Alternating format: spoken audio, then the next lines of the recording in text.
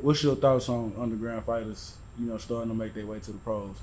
It's a hit and miss for me, man. The underground stuff is cool, but it also can do two things. It can make people worse or more delusional, or make people better.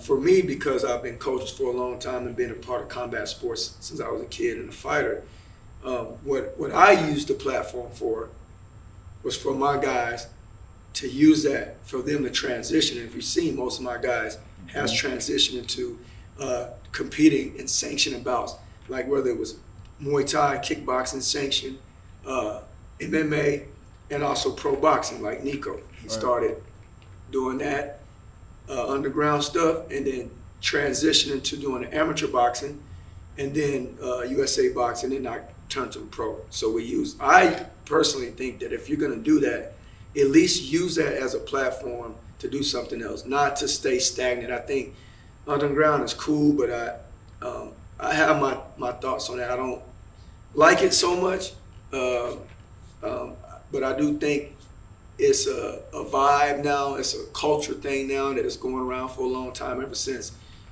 Kimbo Slice and Jorge Masvidal was doing it, and it kind of transitioned to all over the world. Is the underground progressing, or you think it's declining, or you think it's just at a standstill right now? It just depends on where you're at, who's doing it, and where you're doing it. Because, state of Texas is real hard on stuff like that. They try to come down on me a little bit because I was making too much noise. But I know what that means, because they know me. The state knows me. They know me for a lot of years. So they would try to come in. They were sneakily coming into my events to try to buy tickets because we was making too much noise, more than most people was, because of the way we was doing the shows. So in Texas, it's a little different. They're gonna crack down. They want their dollar. Some states will allow that. They just make you sanction up under some kind of different amateur sanction event or whatever they do. But it's hard in Texas because USA Boxing is its own entity and the Texas Boxing Commission is its own entity.